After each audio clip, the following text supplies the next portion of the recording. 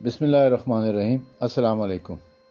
یہ ایک بھائی نے سوال کیا ہے کہ آپ ہمیں صحیح بخاری سے دکھائیں کہ معاویہ باغی تھا۔ تو یہ بات تو روز روشن کی طرح واضح ہے۔ اگر آپ نے صحیح بخاری کو پڑھا ہو تو آپ کو پتہ چل جائے گا کہ معاویہ باغی تھا یا نہیں تھا۔ صحیح بخاری جو تاج کمپنی سے شائع ہوئی ہے، جس کا ترجمہ علامہ وحید الزمان نے کر رکھا ہے، تیسر الباری کے نام سے اس کی شرح کی گئی ہے۔ اس کی جلد نمبر 1 صفحہ نمبر 314 پر حدیث نمبر 438، حدیث نمبر 438 میں اس کی پکچر بھی بنا کر آپ کو سینڈ کر رہا ہوں، اصل کتاب کی پکچر بنا کے سینڈ کر رہا ہوں۔ اس میں یہ ہے کہ اکرمہ سے روایت ہے کہ انہوں نے کہا کہ ابن عباس نے مجھ سے اور اپنے بیٹے علی سے کہا، دونوں مل کر حضرت ابو سعید خدری کے پاس جاؤ اور ان سے حدیثیں سنو۔ ہم گئے، دیکھا تو وہ اپنے باغ کو درست کر رہے ہیں۔ ہم کو دیکھ کر انہوں نے اپنی چادر لی اور گوٹ مار کر بیٹھے، پھر حدیث بیان کرنا شروع کی۔ مسجد نبی بنانے کا ذکر آیا، کہنے لگے مسجد بنتے وقت ہم ایک ایک اینٹ اٹھا رہے تھے اور حضرت عمار یاسر رضی اللہ تعالیٰ عنہ دو دو اینٹیں۔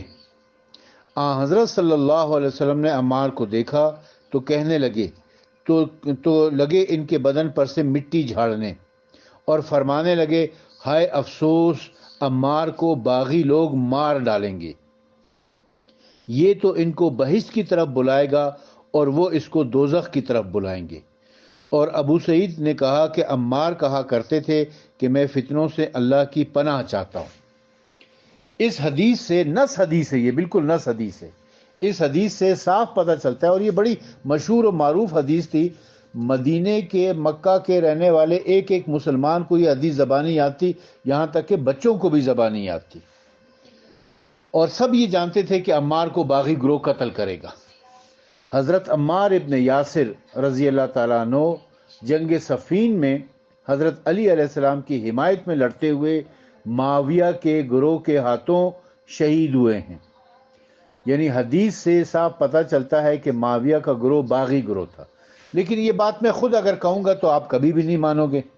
میں آپ کو آپ کے سنی عالم، اہل حدیث عالم جو انڈیا کے رہنے والے ہیں، جنہوں نے سب سے پہلے صحاح کا اردو میں ترجمہ کیا ہے، صحیح بخاری، صحیح مسلم کا سب سے پہلے اردو میں ترجمہ علامہ وحید الزمان نے کیا تھا، جو اہل حدیث مسلک سے تعلق رکھنے والے وہابی عالم تھے۔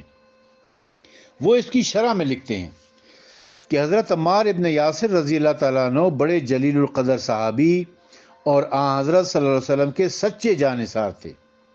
جیسا کہ آپ صلی اللہ علیہ وسلم نے فرمایا تھا ویسا ہی ہوا۔ عمار جنگ صفین میں حضرت علی علیہ السلام کی طرف تھے اور معاویہ والوں کے ہاتھوں سے قتل ہوئے۔ حدیث سے صاف نکلتا ہے کہ حضرت علی علیہ السلام اس وقت برحق امام تھے اور معاویہ اور ان کا گروہ باغی تھا۔ عمار ان کو بہشت کی طرف بلاتے تھے، یعنی امام کی اطاعت کی طرف، اور وہ عمار کو دوزخ کی طرف کھینچتے تھے، یعنی امام برحق کی نافرمانی اور سرکشی کی طرف، جو دوزخ میں جانے کا سبب ہے۔ اب اس سے زیادہ واضح الفاظ میں اور کیا بیان کیا جائے گا؟ اس سے زیادہ واضح الفاظ اور کیا ہوں گے کہ عمار کو شہید کرنے والا گروہ باغی گروہ ہے، یعنی صرف ایک معاویہ نہیں بلکہ اس کا پورا گروہ باغی ہے، اور معاویہ اس باغی گروہ کا سرغنہ ہے، اس گروہ کا سربراہ ہے وہ۔ تو جب پورا گروہ باغی ہوا تو اس کا جو سرغنہ ہوگا، اس کا جو سربراہ ہوگا، وہ بدرجہ اولا باغی ہوا۔ اور حدیث سے صاف پتہ چلتا ہے کہ عمار ان کو جنت کی طرف بلا رہے تھے، جبکہ وہ دوزخ کی طرف کھینچ رہے تھے، یعنی معاویہ کا گروہ اور خود معاویہ دوزخ میں جانے والے لوگ ہیں، وہ دوزخی لوگ ہیں۔ حدیث کے الفاظ یہ ہیں کہ عمار ان کو جنت کی طرف بلاتے تھے، وہ انہیں دوزخ کی طرف کھینچتے تھے، یعنی باغی گروہ جو دوزخی گروہ ہے، اور پھر اس کا جو سربراہ ہوگا، جو سرغنہ ہوگا، وہ بدرجہ اولا دوزخی ہوگا، باغی ہوگا۔ تو اب اس سے بڑھ کر تو وضاحت ممکن نہیں ہے۔ اگر اس میں بھی آپ کو معاویہ باغی نظر نہیں آتا ہے تو پھر میں یہی کہوں گا کہ آپ عقل کے بھی اندھے ہو اور آپ آنکھوں کے بھی اندھے ہو۔